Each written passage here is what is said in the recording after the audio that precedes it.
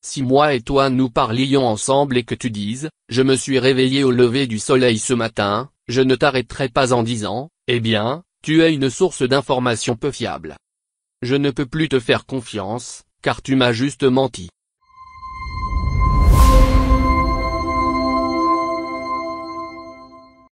Dans beaucoup de tes écrits, tu abordes beaucoup de passages difficiles de la Bible, en particulier des récits difficiles de la Bible.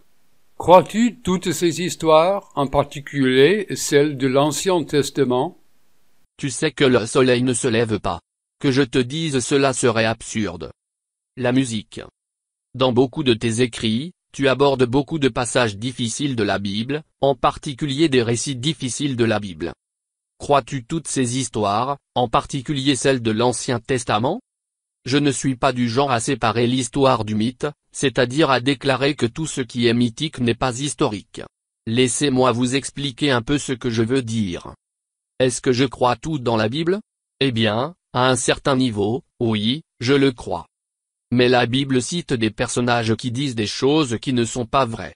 Et la Bible dit des choses qui ne sont pas conformes à un point de vue moderne. Par exemple, la Bible dit que le firmament au-dessus de la terre est aussi dur que l'airain. Aujourd'hui, nous ne croyons plus à un tel firmament. C'est de la cosmologie ancienne, c'est une façon de parler du monde tel que les anciens l'ont vécu et y ont pensé. Ils affirmaient que le Dieu de la Bible est le Créateur, utilisant une ancienne vision du monde pour présenter une proposition de vérité. Leur proposition de vérité affirme que c'est Dieu qui a tout créé, y compris les humains, Adam et Ève. Bien que je sois d'accord avec cela, je reconnais pourtant qu'un écrivain biblique pourrait employer une certaine manière d'exprimer une idée qui n'est pas la façon dont nous le ferions de nos jours. Puisqu'ils l'ont vécu il y a des milliers d'années, comment pouvons-nous nous attendre à ce qu'ils puissent parler dans nos termes scientifiques modernes? Donc, tu dis, par exemple, aujourd'hui, nous dirions le soleil se couche ou le soleil se lève, même si nous savons scientifiquement que la Terre tourne autour du soleil et ne se lève pas techniquement. Si moi et toi nous parlions ensemble et que tu dises, je me suis réveillé au lever du soleil ce matin, je ne t'arrêterai pas en disant, eh bien, tu es une source d'information peu fiable. Je ne peux plus te faire confiance, car tu m'as juste menti. Tu sais que le soleil ne se lève pas. Que je te dise cela serait absurde. Nous devons réaliser que les écrivains bibliques étaient, roulement de tambour, des gens que Dieu a choisis, qui vivaient à une certaine époque, qui avaient une certaine vision du monde et un certain corpus de connaissances. Ces gens parlaient et écrivaient des expressions comme celle-ci, pour transmettre certaines pensées à travers le filtre et la lentille des idées qui étaient courantes à leur époque.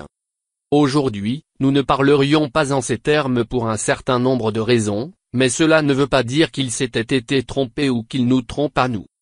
Cela ne signifie pas non plus qu'ils communiquaient une erreur ou un mensonge. Pourtant, nous devons être en mesure de savoir de quoi dans le monde ils parlent. Je pense donc que nous devons discerner les propositions de vérité des auteurs de la Bible. Leurs propositions de vérité s'appliquent au travers des âges et des cultures.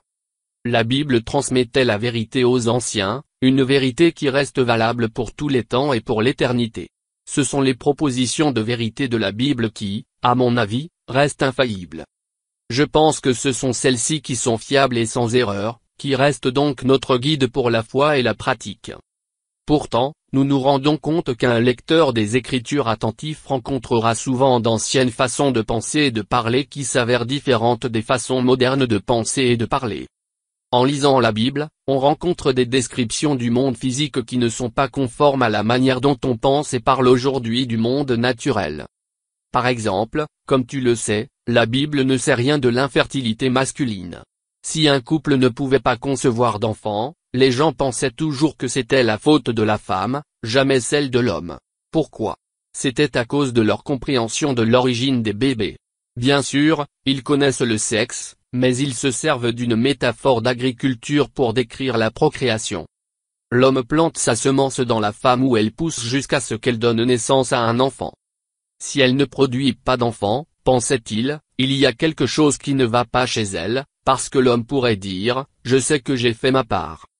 Nous avons eu des relations sexuelles et tout a fonctionné, donc si tu n'enfantes pas, alors tu dois être maudite par Dieu, ou il y a quelque chose qui ne va pas chez toi. On pense de cette façon uniquement parce qu'on ne sait pas qu'il y a beaucoup de choses qui pourraient mal tourner du côté masculin. Les anciens ne savaient rien de la génétique humaine. Une femme a su qu'elle était enceinte lorsqu'elle a senti un mouvement dans son ventre. Parce qu'on croyait que l'enfant dans son ventre était un être humain, on n'a jamais parlé d'avortement d'un fœtus non vivant.